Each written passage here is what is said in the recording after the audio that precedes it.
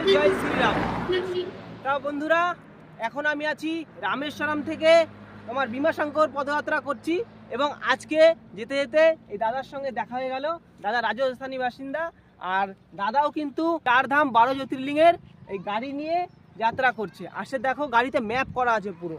ওই দেখো উপর থেকে দেখো, ওই দেখো শ্রী কেদারনাথ, ঠিক আছে, শ্রী কেদারনাথ, শ্রী কাশী বিশ্বনাথ, শ্রী বৈদ্যনাথ, শ্রী মল্লিকার্জুন, শ্রী রামেশ্বরম, শ্রী ভীমাশঙ্কর, শ্রী কৃষ্ণেশ্বর, শ্রী ওঙ্কারেশ্বর, শ্রী ত্র্যম্বকেশ্বর, আর শ্রী সোমনাথ, আর শ্রী নাগেশ্বর, শ্রী মহাকালেশ্বর। পুরো ম্যাপ করে নিয়েছে। আর এখানে তোমার সংস্কৃত ভাষায় শ্লোক আছে। দাদা তুমি শ্লোক শোনা सकते हो क्या? श्लोक ये संस्कृति में लिखा हुआ है, मेरे को भी थोड़ा थोड़ा आता है। आपके ঠিক আছে, ও কোনো সমস্যা নেই। তা দাদার সঙ্গে মিলে খুব ভালো লাগলো। যাই হোক দাদা, হর হর মহাদেব। नहीं मारो बना दो।